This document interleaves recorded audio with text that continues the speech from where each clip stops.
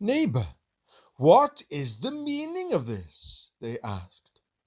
Christiana answered and said to the oldest of the two, whose name was Mrs. Timorous, "I am preparing for a journey." This Timorous was daughter to him who met Christian up on the hill Difficulty, the very same man who would have had him go back for fear of the lions. Mrs. Timorous frowned. "For what journey? Where are you planning to go?" Christiana said, "To go after my good husband." But the words barely escaped her lips when she dropped to her chair and wept. Mrs. Timorous pressed her hand to her bosom and stood with her chin held high. "I certainly hope not, good neighbor. Please, for the sake of your poor children, do not do such an unwomanly thing. Your children need you here." Christiana looked up at her neighbor and wiped her tears with a corner of her apron. "No, you misunderstand. My children shall go with me, for not one of them is willing to stay behind." Mrs. Timorous's lips tightened as if she'd taken a sip of vinegar. "I wonder deep down who or what has put such a notion into your mind." "Oh, neighbor," Christiana said, "if you knew what I do now, I have no doubt that you would go along with me." Mrs. Timorous crossed her arms. "Please, tell me what new knowledge you have that has stirred the idea to leave your friends and tempts you to go nobody knows where." Then Christiana replied, "Mrs. Timorous, I have been deeply troubled since my husband's departure from me, but especially since he went over the river. What troubles me the most is my rude behavior toward him when he was under his distress. Besides, now I am feeling just as he did then. Nothing will help me except going on pilgrimage. Last night I dreamed I saw him. Oh, how I longed for my soul to be with him. He lives in the presence of the king of the country. He sits and eats with him at his table. He has become a companion of immortals, and a house has been given to him to live in, a house that, when compared to the best palace on earth, makes the earthly house seem to be nothing but a dunghill. For we know that if the earthly tent which is our house is torn down, we have a building from God, a house not made with hands, eternal in the heavens.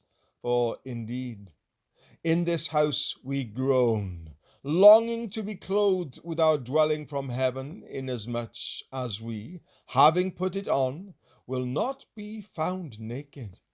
For indeed, while we are in this tent, we groan, being burdened, because we do not want to be unclothed, but to be clothed, that what is mortal will be swallowed up by life. 2 Corinthians chapter 5, verses 1 to 4. The prince of this place has also sent for me, with promise of receiving me as a guest, if I come to him. His messenger was here just a short time ago, and brought me a letter which invites me to come. She plucked the letter from her pocket and read it out loud, and then asked her neighbors, "What do you say to this?" "Oh, the madness!" Mrs. Timorous threw her arms toward the ceiling and wailed. "The same madness has possessed both of you and your husband to run yourselves purposely into such difficulties. You have heard, I am sure, the problems your husband met with from this very first step on his way. Our neighbor, Obstinate, can certainly testify to how poorly it went as he left on his journey, for he was with him, and Pliable too. But the two of them came to their senses, and like wise men, returned to distraction when they were afraid to go any further. Over and above that, her neighbor said, we also heard how he met with lions, Apollyon, the shadow of death, and many other things. Plus, don't forget the danger he met with at Vanity Fair. And think of how hard put he was being a man. How can you, being but a poor woman, expect to endure such a thing? And think about those 4 sweet children of yours. They are your flesh and your bones. Therefore, even though you might be so rash as to go on such a journey yourself, for the sake of your children, reconsider and stay at home. But Christiana stood and smoothed her apron. Don't tempt me, my neighbor. I have now been shown the value of this journey and the gain I shall receive. I would be a fool of the greatest size if I should lose heart now and not strike out on this opportunity. And for all those troubles which you remind me I am likely to meet with in the way, they are so far from being a discouragement to me that they show me I am making the right choice. The bitter must come before the sweet, and that also will make the sweet the sweeter. Therefore, since you didn't come to my house in God's name, as I said, I ask you to leave, and not to alarm me further. Then Mrs. Timorous loathed Christiana, and said to her fellow neighbor, Come, Mercy, let us leave her to her own undoing, since she scorns our advice and company. She spun upon her heels and took a step toward the door.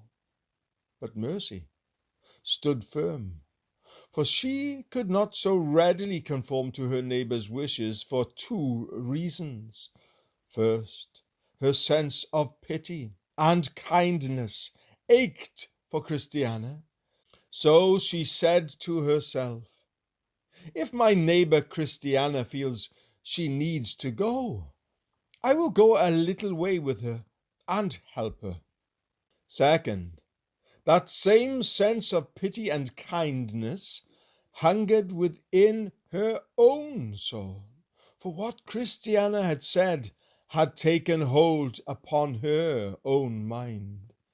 Therefore, she thought, more with this Christiana, and if I find truth and life in what she has to say, I shall also go along with her wholeheartedly.